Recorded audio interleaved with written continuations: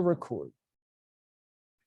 Recording in progress. All right, so we talked about doing, in the first part of lecture, we did the opacity map for the cutout for the wine label. We talked about using projections. Instead of just UV, we have X, Y, Z. We talked about using Maya's layered texture a little bit. Let's actually go in and use the layered texture now for this next part. And then we'll go in and we'll work with the exterior scene and the interior scene. So, yeah, we're not going to get to displacements. We'll do displacements on the last day because it is not required. All right. Oh, yeah, I got to fire up Maya. I had to quit out so that my Zoom lecture rendered.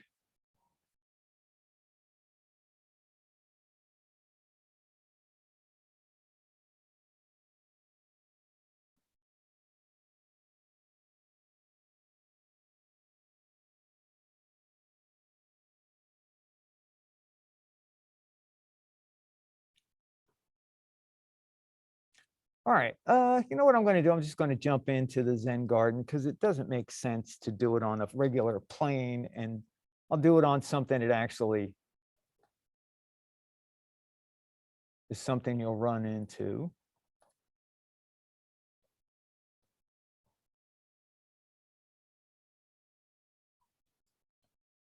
All right, so what I'm going to do is put the SAL logo on the table that I've got here. Now, if you are starting from scratch,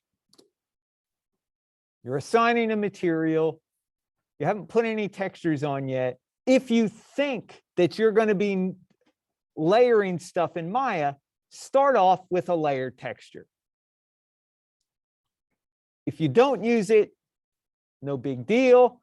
If you use it, it makes life a lot easier. But what I'm going to show you is what happens if after the fact you've already assigned a texture to something.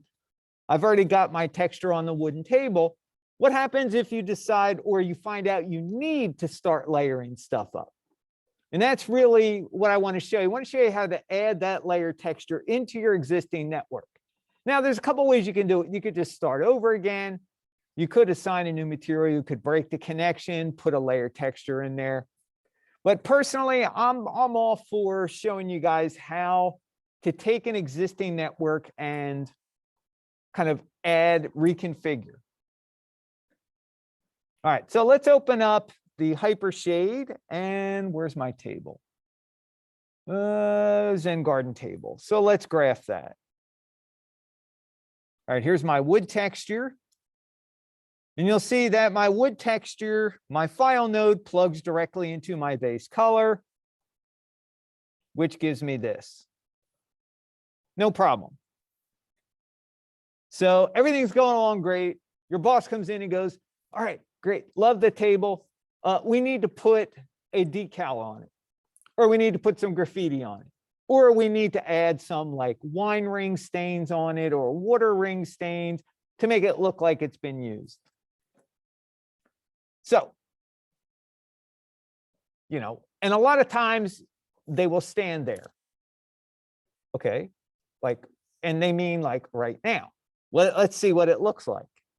So, I mean, you could take it back into Substance, but the problem with Substance is unless you've got all your objects in there, you're not really sure where you want the wine ring stain or the water ring or that logo. So this is why I like to use Maya, because then I can go in and move stuff while they're standing there and they can go, yes, no, you know, until we dial it in. So got an existing texture plugged into my material. Easiest way to do this is let's create a layer texture, and I'll show you how to put it in there and then make sure you have all the connections. All right, so just remember, layer textures are in other textures. Now, anytime you create anything in the Hypershade, it is going to be disconnected. right? It's not like you're in the material and we're going to plug something in. I've already got something in the material. I don't want to disturb that. So in my Hypershade, under Create, I'm going to go to Environment, or actually Other Textures. And if I click Layered Texture, there it is. Remember, it's a container. So what I want to do is I want to put this file node into the layer texture. So there's a couple of ways I could do it. Honestly, the easiest way is probably just to expand the inputs on the left side of the layer texture. And you'll see right now there's only one input. There's a single layer. Don't forget that in Maya, the first thing is 0. 0 is the first number. So don't be wigged out by the fact that it says 0. In coding, 0 is a valid number. So it says input 0. That means that is a layer with all the attributes. So you need to expand that layer. And you'll see there's color, there's alpha, there's blend mode, there's visibility. All the attributes that we talked about. We don't care about any of those except color. What we want to do is take our affordable wood texture here. In the file node, go out color, grab the little connection noodle, drag it down to input 0 color. Now I've plugged my file into the layer texture, but is my layer texture connected to my material?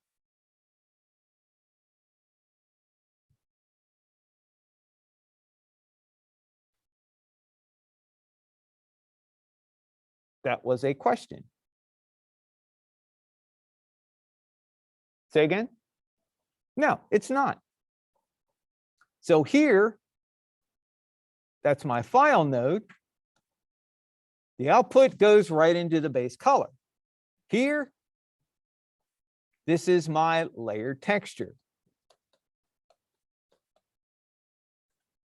So what I want to do is take the out color of my layer texture and plug it into the base color of my material. When I do that, notice it doesn't look any different.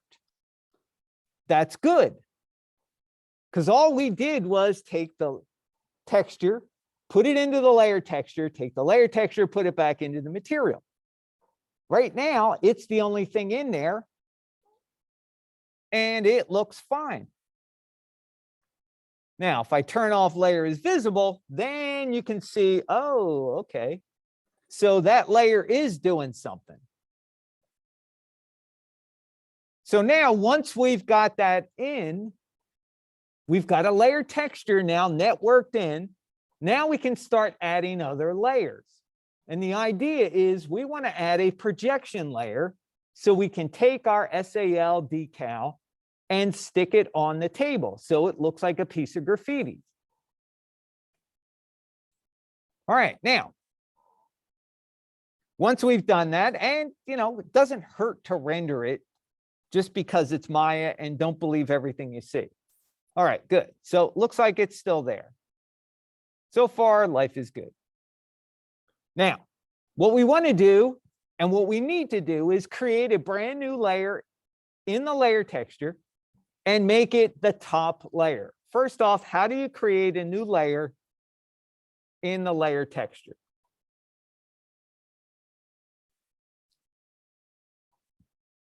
Anybody remember?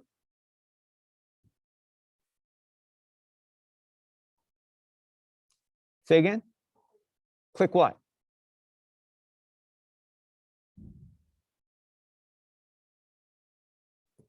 Okay, so anywhere in this blank area, if I click, yes, notice it creates a brand new layer for me.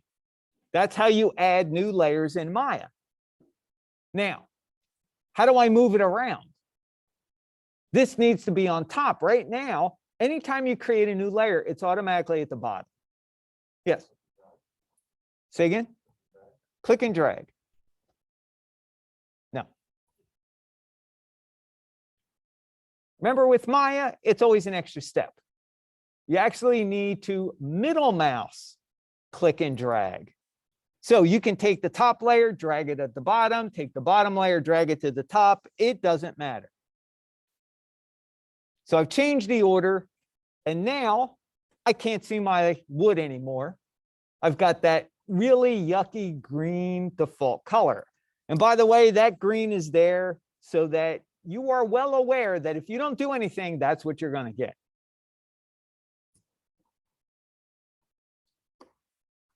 All right, so if I turn that layer off, there's my wood underneath.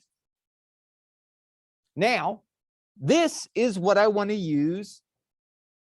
That's the layer I want to use to create my projection. So how do I create a projection in that layer?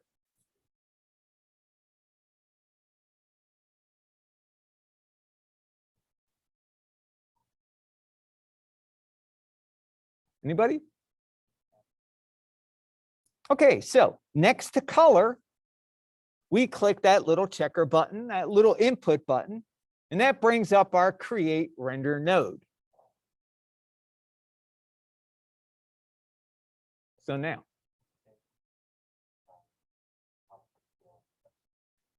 say again?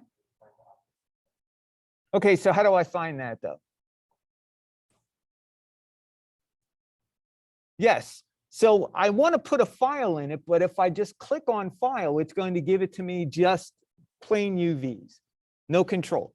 So what I want to do is go on top of file, right click, and this is how I get my modifier. It's actually a contextual menu to create as projection. So now that I've done that, here's what my network looks like. So everything is kind of upside down. Let's move stuff around here.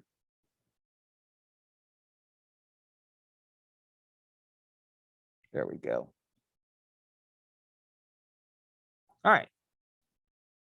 So my layered texture, my top layer now has a projection. My bottom layer has my wood texture. Now it's showing up as gray because I don't have anything plugged into my file node. So I want to select my file node. I can do that in Hypershade, or I can use the little input button in my layer. So there's my file node. What I want to do is come here under File Attributes, Image Name, click on that, and I've got my SAL logo in my source images already. I put it in there, and here it is. So I click Open. It looks like something happened. And this is where you have to remember what happens when I create anything new in Maya by default. It drops whatever it is at the center of the world, the grid, the 0, space in the middle of the grid. All right, so that's what happened, and that's where my projector went. So if I open up the outliner, I can select my place 2D texture here. And let's kind of see where it is. There it is. It's kind of buried in the ground. So let's pull it up out of the ground. I'm just going to translate up. And notice that it is pointing off to behind the table. So let's pull it around. Let's put it up. And I need to rotate it so this little pointer in the center of that projector is aimed down at the object you want to see it at. Think of it like a flashlight or an actual projector. It's not going to be visible until you point it at the surface it's supposed to be on. So let's rotate it.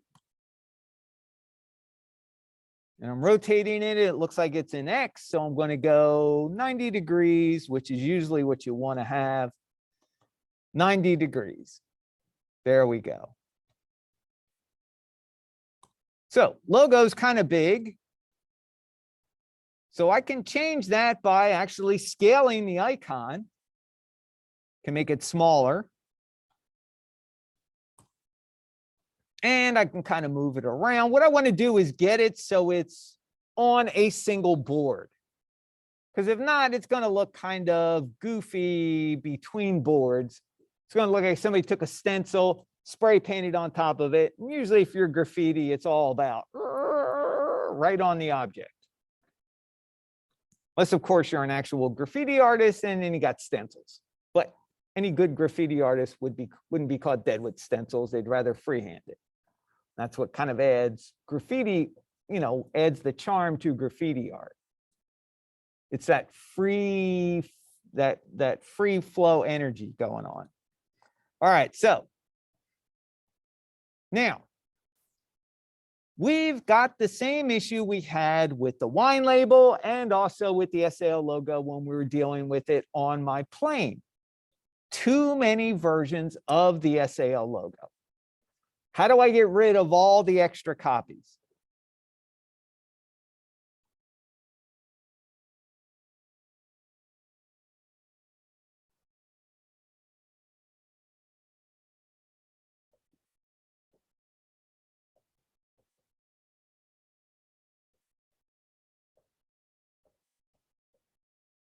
Scissors? No, that don't work.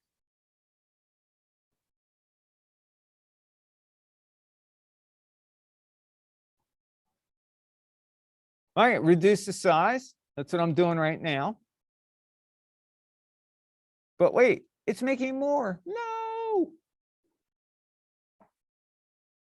Would I do it in the UV editor? Not this part, no. So you have to think about, what do we get when we make a projection? We get 4 nodes. We've got a file node. Now, attached to that file node is a place 2D. That gives us some control over UV information. We've got a projector, which the file sits in. Think of it kind of like a container that gets moved around in 3D space. That container gets moved around by a place 3D. So anytime you've got UV stuff going on, you want to look for the place 2D. So here's my SAL file. Let's zoom in here. Right here, attached to it, going into it, is a place 2D. This place 2D has controls. The control we're interested in is wrap U and wrap V. So now we've only got 1 copy. And we can move this around wherever we want. Put it here, put it back here, put it over here. It doesn't really matter. Now, having done that, sort of got it resized. I mean, it can always adjust this later. That's the beauty of having something that is editable in real time. Now I've got this issue where I've got a white background on my SAL logo, but the rest of my table is all really dark gray. Anybody remember what's causing that? The default color, yes. Now, here's the $1 million question. Where's that default color? How do I get to it?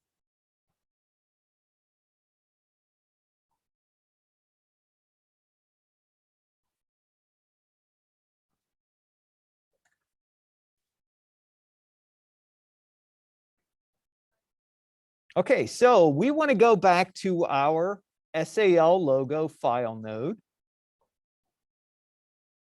right, which is right here.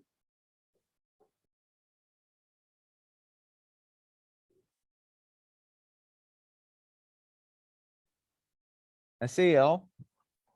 So we select that file node. Down under the file attributes, there's something called color balance. What we want to do is we want to make the default color the same color as the background of our texture. So we take our default color,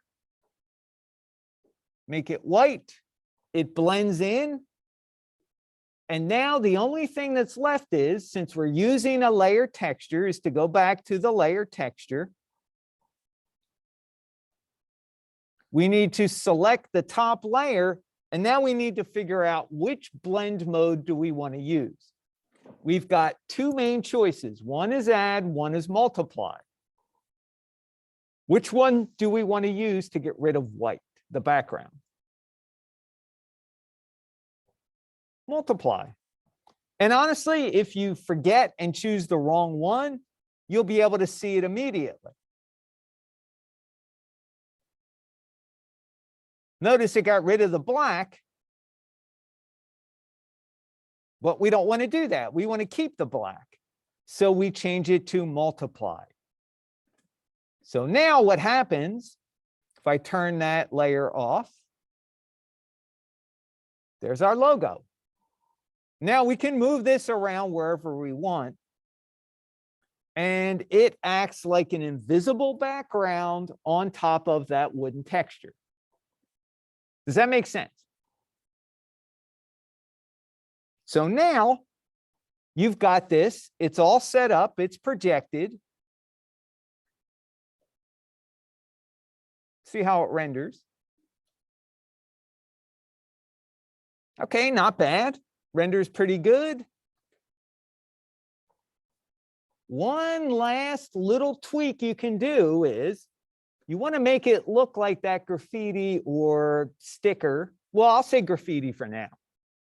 That might be paint, might be ink. You want to have it look like it's been worn, either absorbed into the wood or it's gotten kind of bleached out by the sun. So we want to make it look like it's a little bit faded. To do that, we select the layer texture, select the layer we want to basically adjust the opacity in, and in Maya, it's called alpha. So let's zoom in a little bit here. So the top layer, if I adjust my alpha, notice that my wood texture starts to come through. It kind of ghosts that SAL logo on top. And I'm just going to give it a little bit here, just enough for the table to start coming through.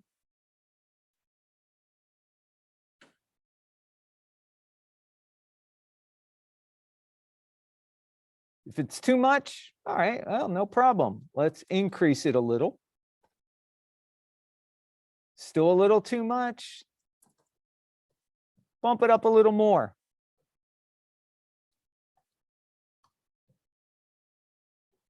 The idea is you just want to make it look as natural as possible, like it's a little worn, it's ghosting through. Now, if you've got a solid label, decal, sticker, you don't want it to ghost, that's fine, you don't have to. But it tends to add just a little more realism to be able to see the background show through a little bit.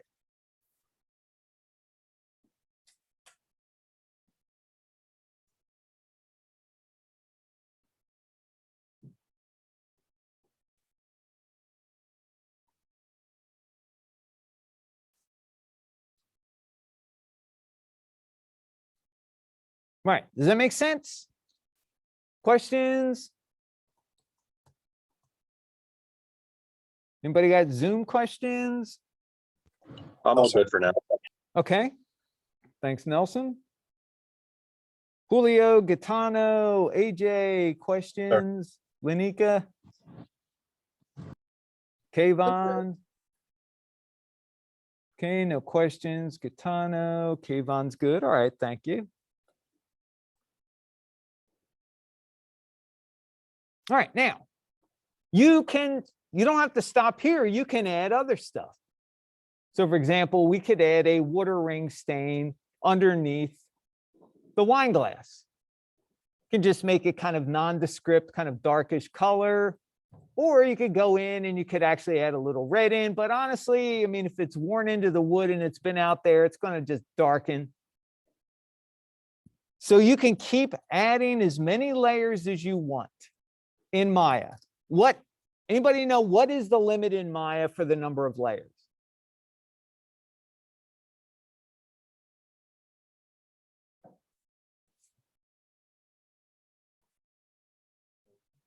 What's that?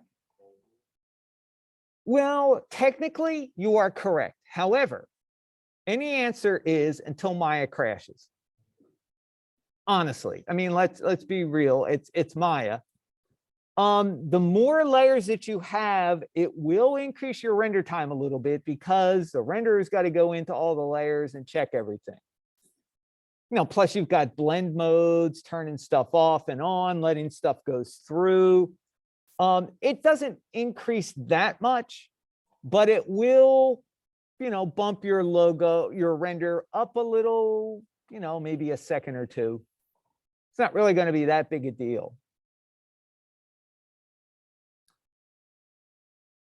All right. Oh, Kayvon brought up a good thing here. He said, honestly, forgot we need to project the class logo. It doesn't have to be the class logo. If you take a look at the instructions, let's go back to here. Okay, it can also be your initials if you want to put them there. As long as it's PG, no porn, no hateful messages, nothing like that.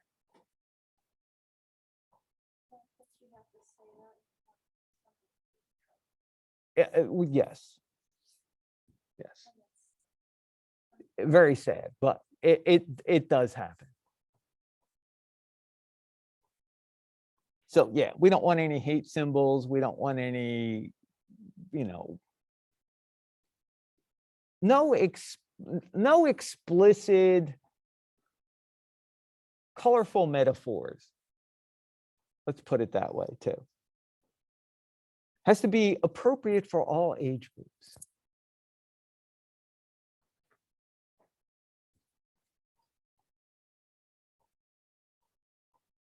All right, so let's take a look at the inside, the interior, because for the interior, if you haven't done it already, we need to project the AAA logo onto that brushed metal thermal container on the desk. Now, if you've done it in Substance, because that's going to be your close-up shot with metal, all right, that's fine. You can take the SAL logo or your initials, put it on the wall in the interior or on the table, somewhere where it's visible in the camera. But I'm going to show you how to do the brushed metal thermos because it is a little bit different than some of the others.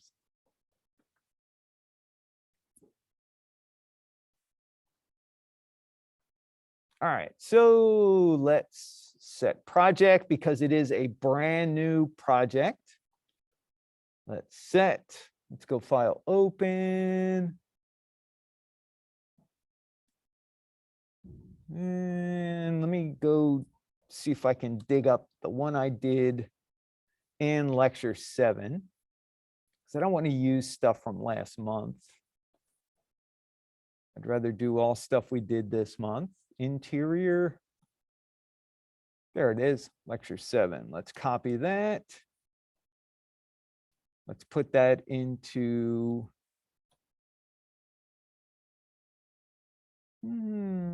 project 7. There it is. Let's change the name.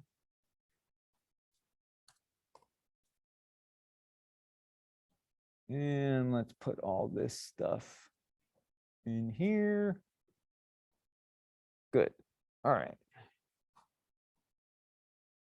Projects, lecture 7.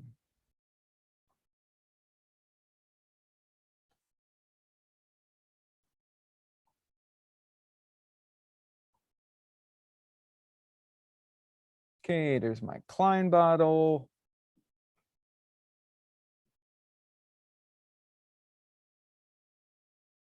No, that's the AI standard surface. All right, yeah, no problem.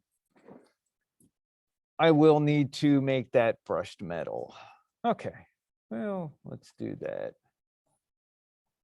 So if anybody hasn't done this yet,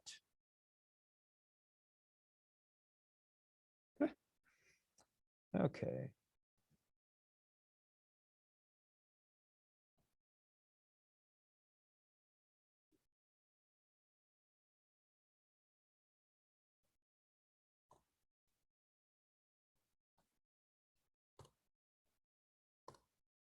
All right, let's select the body of the thermos. That's going to be brushed metal.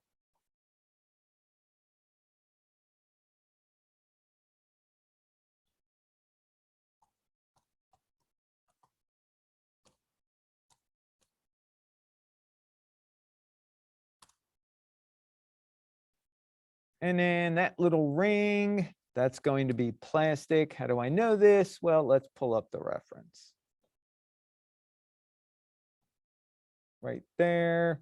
So the cap and the body are brushed metal. That little ring is plastic. That ring is actually a liner for the cup. It's plastic. All right, let's assign a new AI standard to that.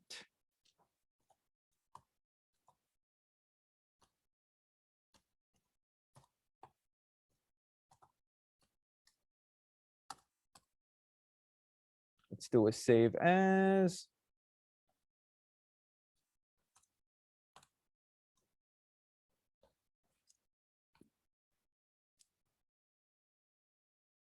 And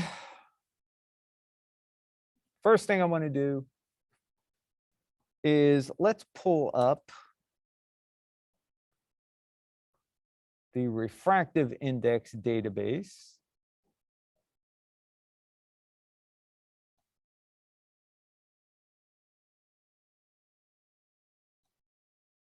And let's look up titanium, which is very close to brushed metal. I'm going to go down here under the reflectance. So 0 degree, that is my base color value, 0.598. Let's go back to Maya. 598. Oops, wrong one. You know what? That's not going to matter. Let's just make that 0.5. Let's make this 0.598, which is the body and the cap. And my 0 degree is done. Let's do 90. That's 1, so I don't have to worry about that. So now to make this metal, let's turn metalness all the way up.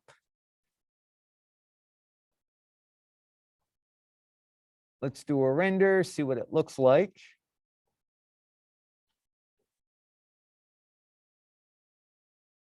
And stop.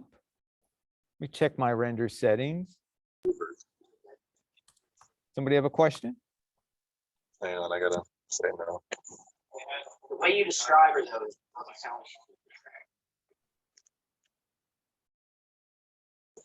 I'm all good. Okay. All right, so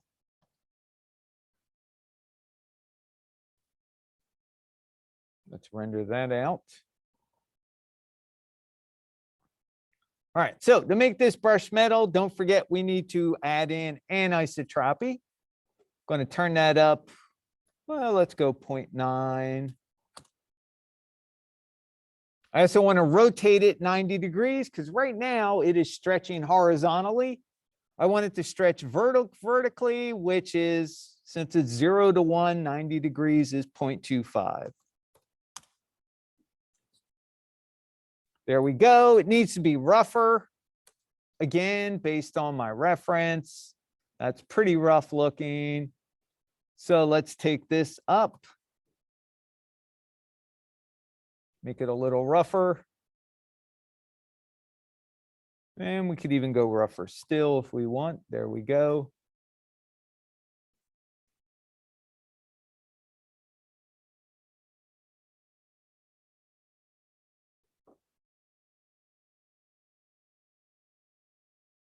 Don't forget, the more roughness I add, the going to have to start to increase my render settings. Got some specular noise there. So kind of what I did last time.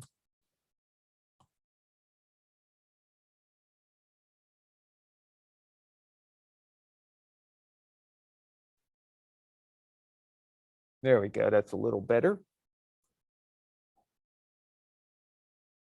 Takes a close. All right, so let's do the cap. That's dark plastic, dark gray, not really that reflective.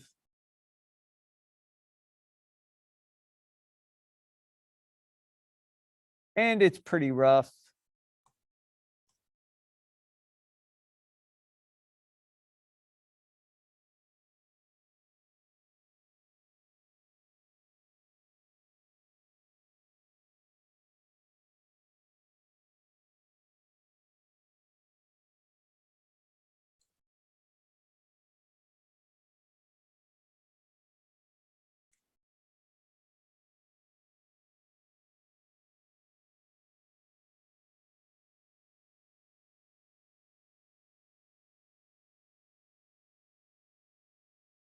All right, so that material's all set up. Now what I want to do is let's add in our projection. So projection is going to go into the base color. I've already got a color swatch in there though. That's providing me my background color. So what I need to do is create a layer texture. And for my bottom layer, it's not going to be an actual texture. It's just going to be a color swatch with that 0.598 value. And that will serve as the background for my logo to sit on. So it's going to be sort of the same process that we just did for the table, where I've already got a texture on it, but this is a solid color. So it's actually a little bit easier. Since I know it's just value,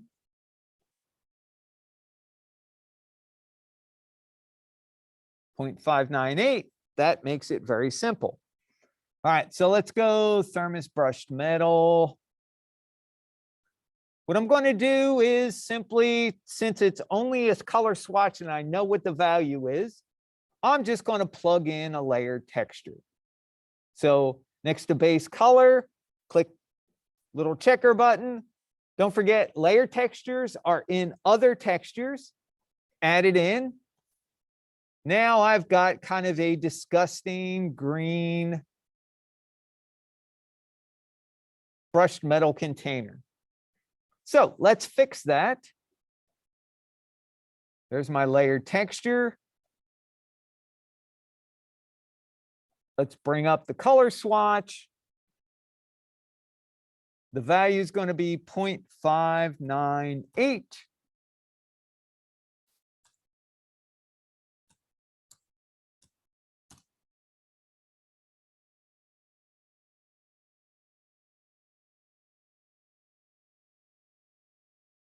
There we go. All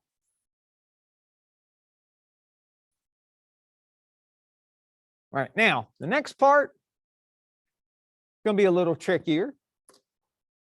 We're going to treat this just like we did with the table. So I've got my base layer in there, which is just a color swatch. I need to add a new layer. In that new layer, that needs to be on the top, and I need to plug in a projection into that layer. So what's the first thing I want to do? Add a new layer. So anywhere in the blank area, there's my layer. How do I move layers? Middle mouse, click and drag, right.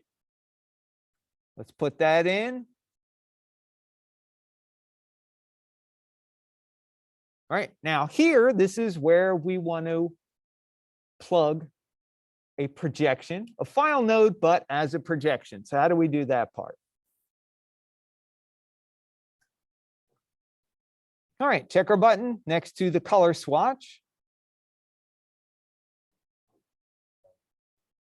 File node, right click, create as projection. So now there's my network. In file, this is where I want to plug in my AAA logo. It could actually be anything. You could even use the SAL logo if you want to. we need a projection on that bottle. Like I said, if you've already done it in substance, then project your initials, the SAL logo onto the table or the wall, somewhere it's visible in the camera or in the render. But for this, since it's metal, just a little bit different. So let's go to the file node and let's go find our file. All right, so there's my AAA logo. Now, anytime we create a projection, it's going to take that projector node and place it the center of the world. For Maya, that's going to be wherever that happens to be on the grid.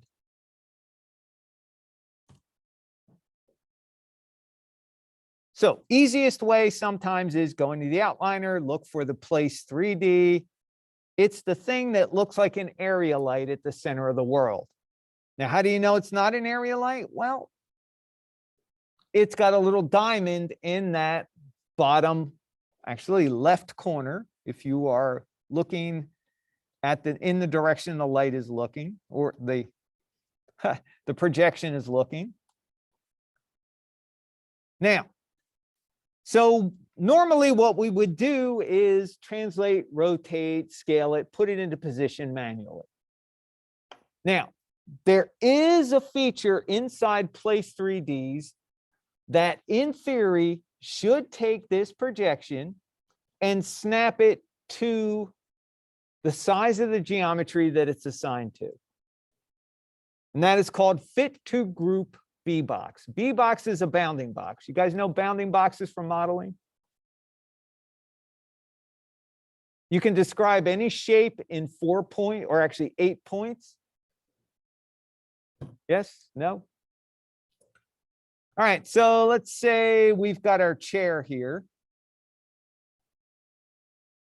And that chair, the area that chair takes up can be defined in a kind of large, primitive, box-like container. And that's really what a bounding box is. In old school games, we used to use them for collisions. We used to use them for all kinds of particle detection. That would just be so the object wouldn't go through the wall. But in really old games, you know, you get a piece of an elbow that would go through the wall because it was outside the collision box or bounding box. You know, bounding boxes weren't that accurate like they are now. Now we can just take geometry and just say, hey, guess what? You are a collider. You can hit an object and you're not going through it.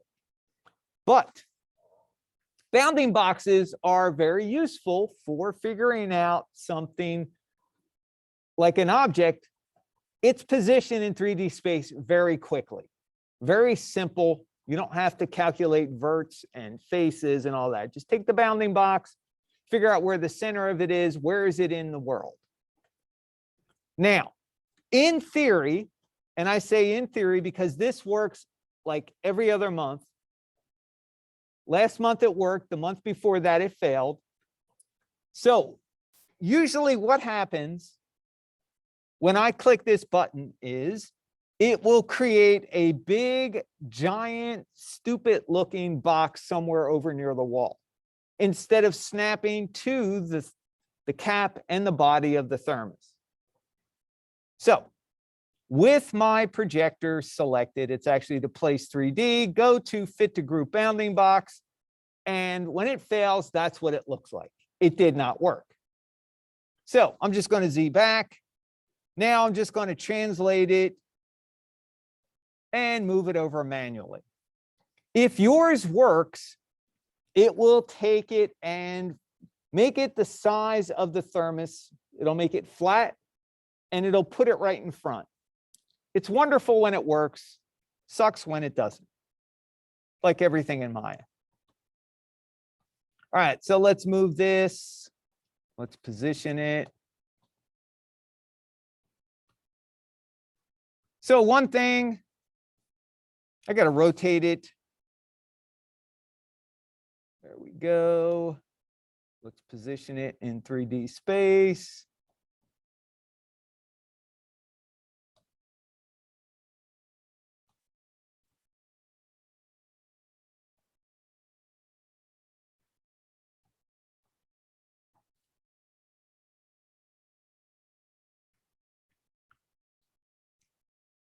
And let's see how we did.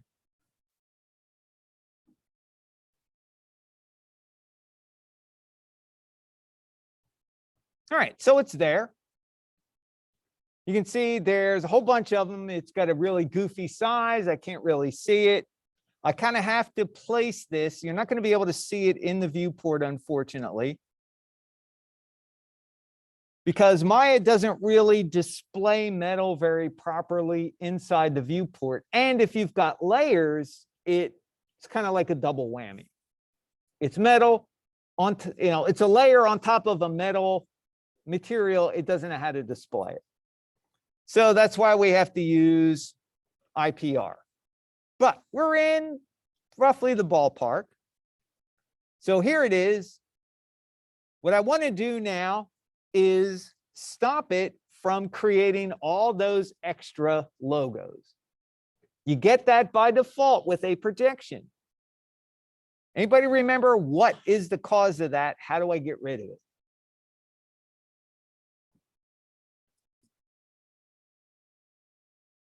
Yes, so I want to go into, the easiest way to do it is go into my hypershade. Exactly, Ross, thank you. Graph my network, which I've already got it graphed here. Find my logo, the file node, and I want to look at the place 2D that is attached to the file node. So that place 2D has wrap U and wrap V turned on. So let's uncheck it. There we go. Now I've got a single version. You'll notice that where my logo is, it's got a white background, it's really bright, and the other areas are really dark. So what's going on here is, don't forget that we've got a default color all around the area that the logo does not cover in the UVs. Remember, that's called, anybody?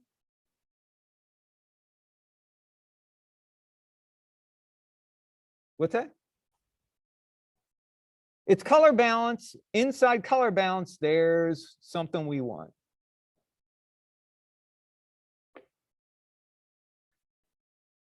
Yeah, it's the default color. So we go into the file node, go down to color balance, and there is default color. So we want that default color to be the same as the white background.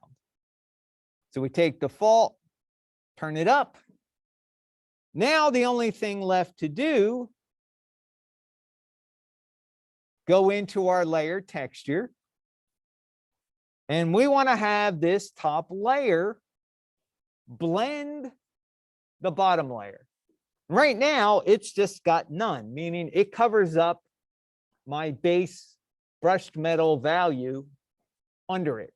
So we got a white background. How do I get rid of white? Keep that logo. Multiply. So make sure you select the right layer, which is the top one. Go down to blend mode and change it to multiply. There we go. Now we have our darker brushed metal color, and we've got our logo.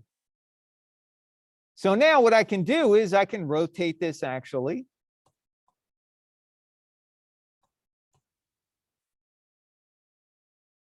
Rotate it a little more.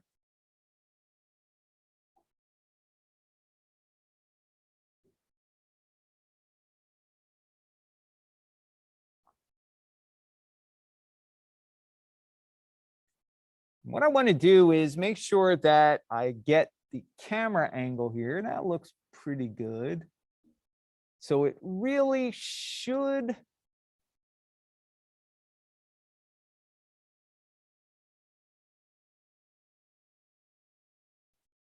Like I said, what I'm really concerned about is getting that to look good to the camera. All right, let's stop that. Let's just worry about this little swatch here. So now there's a couple of tricks that we can do to help with this. So you'll notice that with it selected, there's a button above Fit to Group B box called Interactive Placement that allows me to kind of scale and rotate that logo.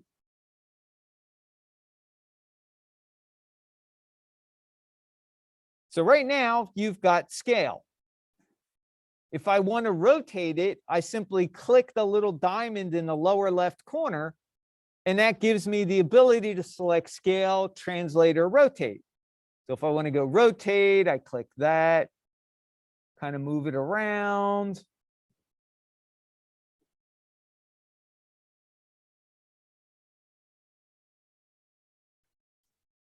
Now, not doing a very good job. Let me go into perspective. And I can see why, because it's not really aimed at the object.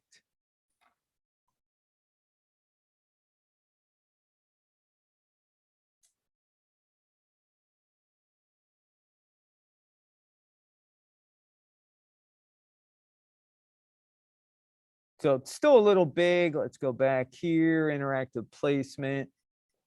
Let's scale it a little bit. How big do you need to make it? Well, let's take a look at the reference. It's roughly halfway in the body, and it's kind of small-ish. Scale it a little bit more. We can translate it a little bit.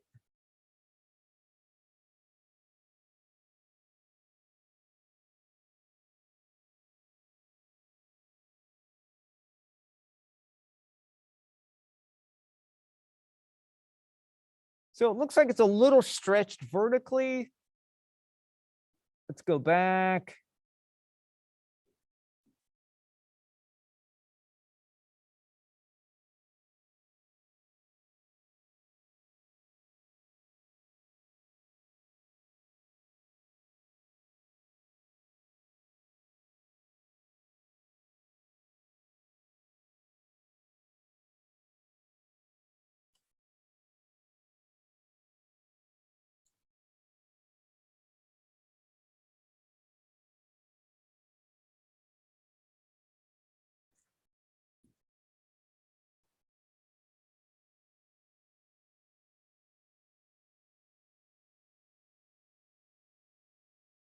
All right.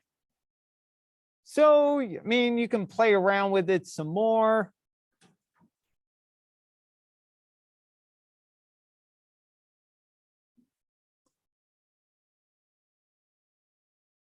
So you just have to remember it's got to get plugged into the base color of your material.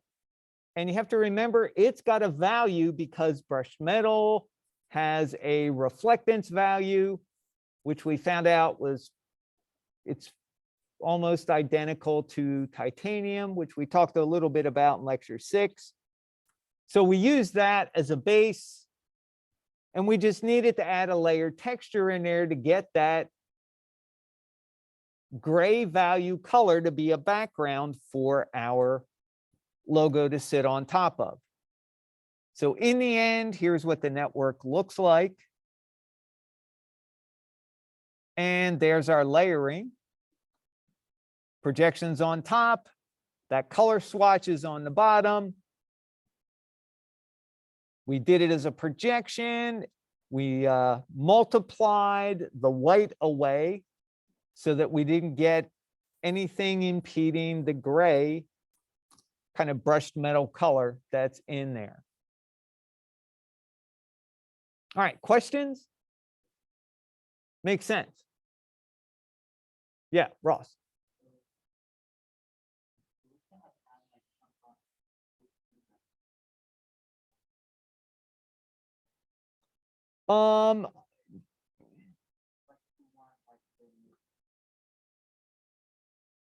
To be etched? Yes, you could. The thing is, though, you would need to, if you're going to, it's a little harder with it as a projection, because what you need is you actually need 2 projector nodes, one going in for the color and the other going in for the bump map. Now, the issue is, by default, they're not going to line up. So you'd have to have the place 3D of one drive the place 3D of the other projection. Gets to be a little complicated. Honestly, what you could do is, you still need to have a visible color projection, but if you wanted to put scratches in it, like somebody scratched their initials in the table, you could certainly do that just as a bump map, as a separate projection. Like you can have as many projections as you want on a table. One could be, say, scratches on the front, or maybe the SAL logos on the front of where the drawers are for the table, right? And then maybe you take, you find a font in Photoshop or whatever you're using, and you make a, make a set of initials that look like maybe a kid scratched them in with a pen or a nail or something, and put that on top. Does that make sense? You can do it to the wall too. Just remember it, think of it from the camera's point of view. How much detail am I going to see about 5 feet away? Now, if the camera were sitting right on the table, you'd be able to see every crack and every little imperfection, but we're not. We're about 5 feet away.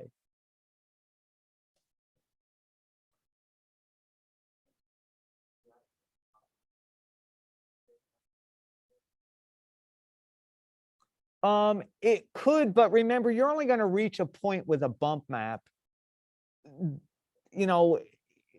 It's going to be dark, like creating false shadow in there. And it's only going to go so far before it starts to not look like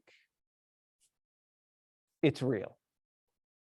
Remember, it's an illusion. It's ideally, what you might want to try is doing it as a displacement when I show you on Friday. Now, displacements are not, required. You can use a displacement projection. It's a little wonky, but it works.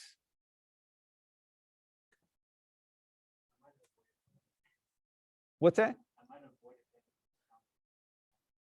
I'm always a big fan of do more if you want, but here's the thing. Get the basics, look at the instructions, hit all the milestones you need to have in there. Then at the very end, after you've got a critique for all your, all the requirements, if you have time, you can play around with plus in it. But don't do too much up front. Go and get the requirements first. That way you're assured success rather than you spend all your time working on a problem and it's really cool you're doing that, but everything else kind of suffered.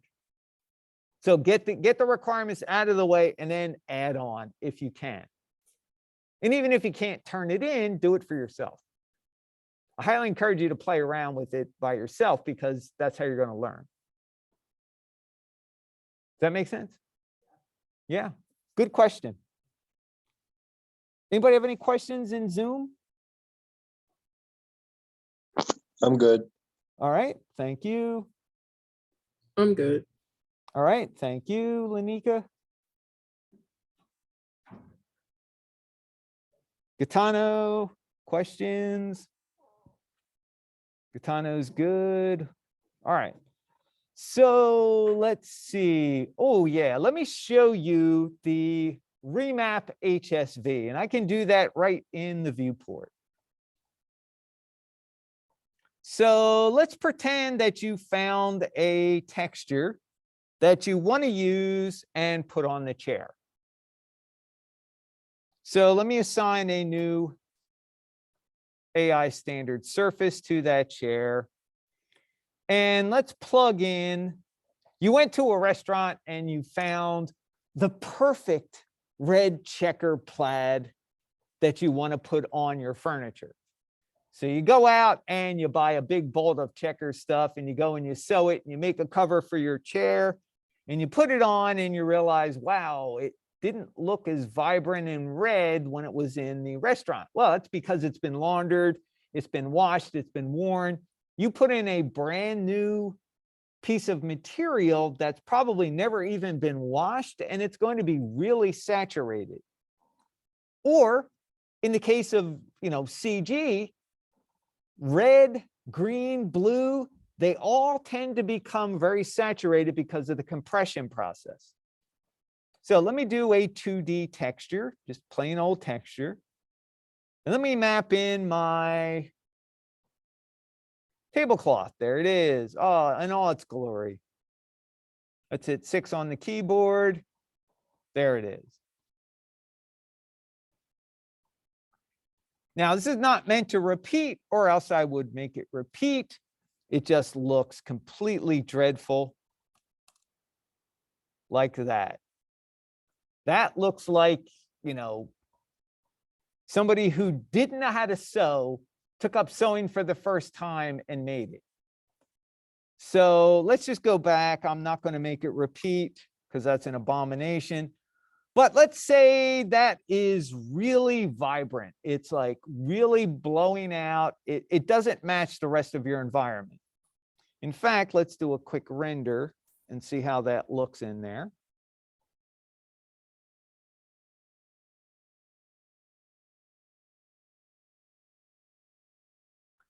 So one thing is, it's fabric. It's probably not going to have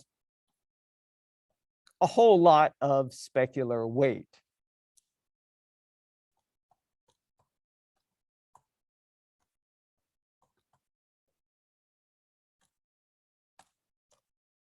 In fact, it's probably going to be pretty diffuse. And let's say we got a lot of sunlight coming in through the window. It's really kind of getting blown out. So let's drop our diffuse weight down a little.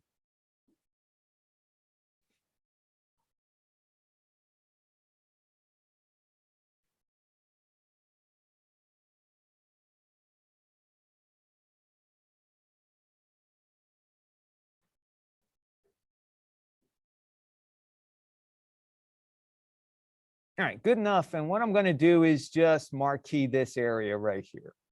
So we don't have to wait for everything.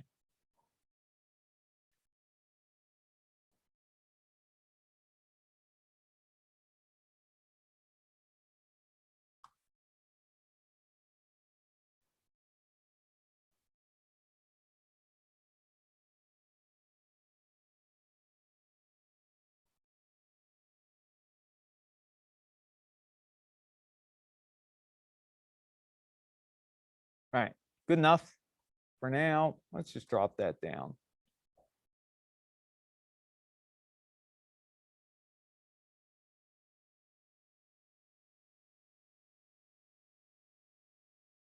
All right, so too bright. A couple of things I could do. I could go into Photoshop. I could throw a remap, or I could throw a color balance on it, or, a color correction on it. But it's a lot easier to do it inside Maya with what's called a remap HSV. All right, so the way this works is, let me save this. I'll show you a quick slide. It's really just doesn't have a whole lot in it. This is what the utility looks like. It's got an input on the left and output on the right. You take your file node, plug it into the input, the output goes into material, and then inside the attribute editor, you can adjust the saturation level. It's really that simple. Now, first, let's bring up the hypershade and graph our network.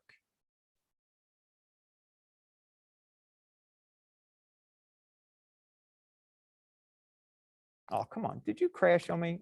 Yes, it did. All right. Awesome. Oh, I love Maya. All right. I'm stopping my talking head video. Do we still have Wi-Fi? Oh, we do. Good. Don't care if Maya crashes. Got to have my Wi-Fi. All right. So be interesting to see if it even saved anything that I did. Maya is all about heartbreak. So I'm expecting to be totally devastated and have, start over from scratch from somewhere. Oh yeah, report. Don't forget report. Yeah, send to Apple. Fill up their inbox.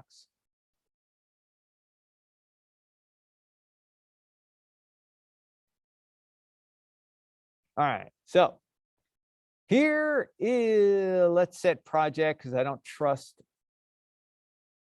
computers. Let's open this up. Well, it says it's saved at 4:05. We'll see how that goes.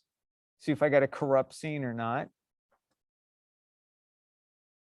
Wow, I'm so impressed. The Maya gods have smiled upon me.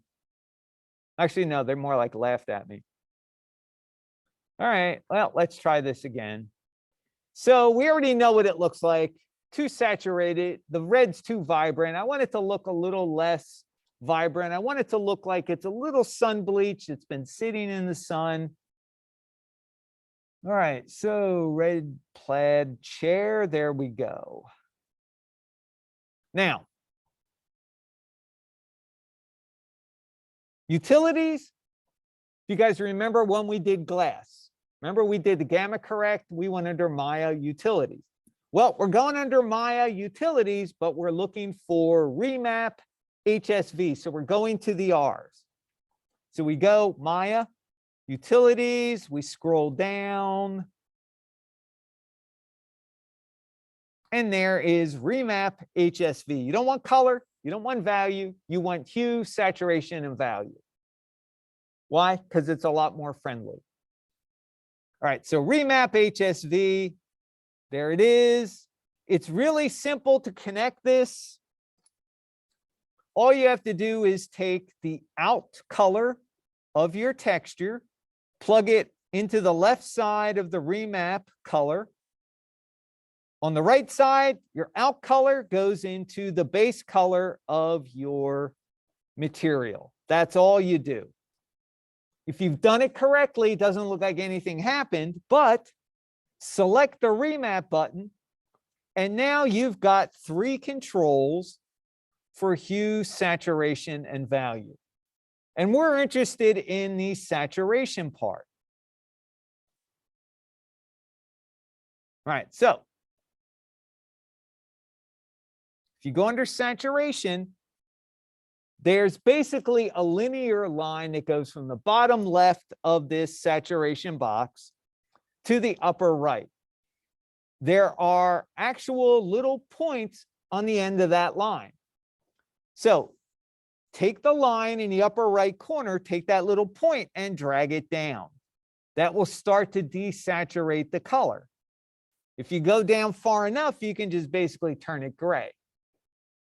But what you want to do is just lower it a little and take a look in saturation next to selected value. This is where you can kind of fine tune it. So the default is 1. Let's do a render of that.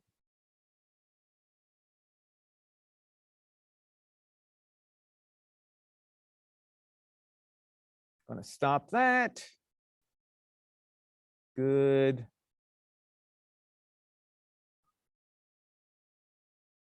Let me check my render settings real quick. Oh, that stayed. I'm so impressed, Maya.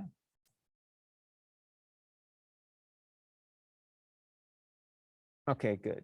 All right, so let's just render out that top part.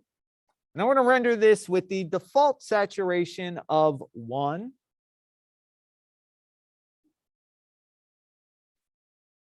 Let's save this image. When it's done, save. There we go. And now let's knock it down a little bit.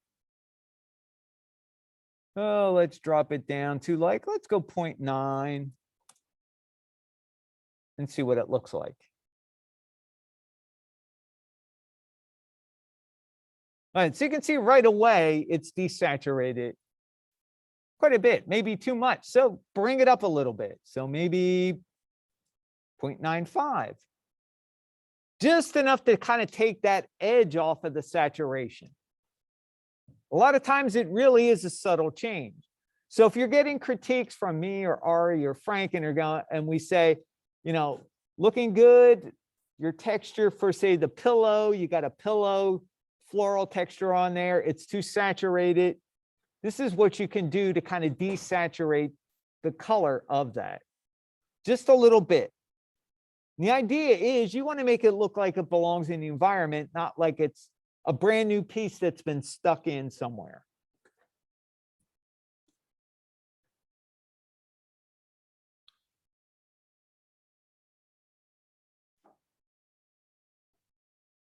All right, so here we go between the two. That's 0.95, that's 1. Not enough? We can drop it down even more. Go 0.92. We want to.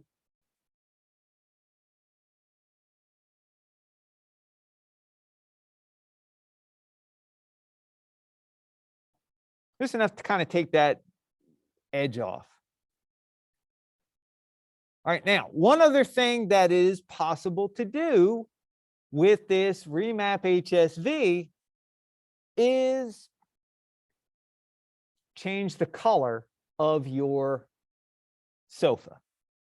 So in theory, you can kind of take the selected color and move it through basically the slider of the HSV, where you start at red and you move through, you know, orange and yellow and green and blue and purple and back to red again. I wouldn't recommend doing this to permanently change it. You'd be better off actually finding a texture with the right color. But if you're doing this as proof of concept, so your boss comes in and goes, hey, the client really likes the plaid texture, but they want to see a different color. What do they want? Well, how about something green? All right, well, how about something sort of like that? You know, oh, it's too light. Okay, well, we can kind of darken it a little bit. You want to add a little more value in it? Yeah, we can add a little more value. You can start changing the value a little bit also. You know, okay, yeah, it's all right. Look, go back. Let's see what purple looks like. All right, well, there you go. It's a good way to do some quick proof of concepts without going back and forth into Photoshop or back and forth into Substance. It's just a really good way to see alternatives. And once you get them to sign off on it, go, okay, great. Now supply me with that. Oh, they don't want to. Okay, then I'm going to have to change it, you know, and however long it takes, you got to make sure you mark that down. Because when you work for somebody, you're usually filling out some kind of timesheet, like how long does stuff take. Even if you're working for them, not just as a contract worker, but on salary, because they bill the client and they need to know how much your time is. That was a real shock for me when I started doing work on the Space Coast was, you know, all the simulation stuff that we did, we had different accounts for different customers. And depending on your project, you had to fill out like, okay, I started this time, I ended at this time, and then I went on to this project and you start a different sheet for it, or they have it online. If you're working on a game, you may be doing 2 or 3 different games or levels at the same time, and they maybe get billed to different departments. So, you know, it's always a good idea, even if you're not working for yourself, to get an idea of how long something takes. And it'll only help you if you start doing freelance. Somebody will go, I want you to do this for me. How long do you think it'll take? You know, oh, you want me to change the color of that? It's, you know, usually it's billable by the hour. You know, you can say, take me 0.5 or 0.7 of an hour to do it, or whatever it is. Just don't undersell yourself either, because you wind up doing stuff for free. No, no, no, no, no. You have to eat also and pay bills and do all the other fun stuff like, you know, have running water. Question?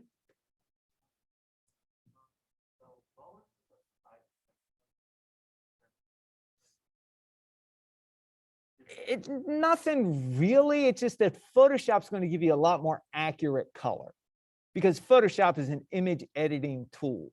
Like you can go in there and you can, somebody will say to you, oh, I want Pantone 594 color for this. Well, you can go in there and you can load in swatches of Pantone colors, which Pantone is a color book if nobody's familiar with it. They use it a lot for print, but they also use it a lot for fabrics. You know, you'll have some kind of color guide you can go to, and Photoshop will be able to give it to you a lot more accurately. And the good part is most of it is meant to display in RGB. You know, if you're going to print, that's a different animal. You got to convert it to CMYK, but RGB is the most common model that you'll use because it's for display. And you may be doing something like a virtual environment for a customer, and it may be one of those deals where, hey, here's my living room, and you've made a digital designer for your living room.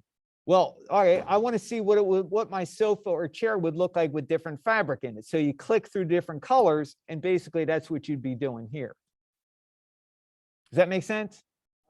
Now, if you absolutely have to match something, then, you know, you're going to have to basically, you know, if it's, say your customer manufactures chairs like this, and they've got their own special kind of colors they use.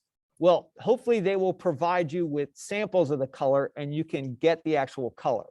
And that would be a case where you'd probably use Photoshop because they're so picky about their color. Make sense? Yep, no problem.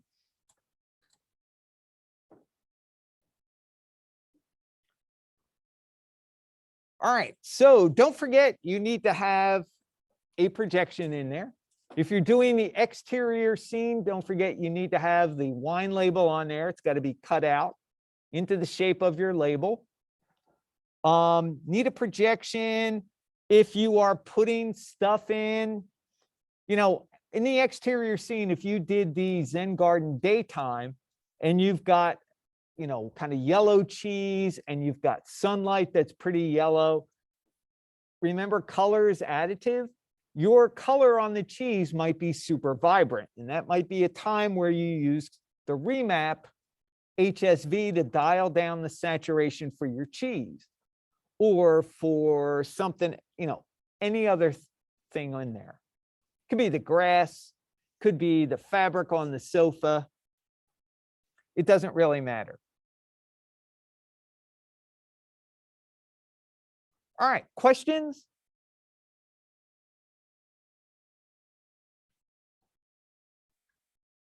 All right, so layering in Maya, a little on the archaic side, but still absolutely useful. Don't think that you have to do all your layering and all the complex stuff in Substance. Substance is awesome, but in Maya, you've got a little more flexibility to move stuff around artistically based on your composition too, which is, you know, kind of a bonus. All right. Questions in Zoom. Anybody got questions? AJ, Gitano. I'm good. All right. Thanks, Nelson. Lanika, questions? Okay. AJ's good. Thank you. All right. So let's treat the remaining part of lecture like a lab. If anybody needs help with anything, let me know. Let's basically go to lunch at 4:45 and then we'll return to lab at 5:45. So just work. Like I said, I'll be here. I'll help you guys out. Take a look at the requirements. Make sure you start getting everything in there. And I'm going to stop the video. And then when we're done and exit out for break, I'll render it out.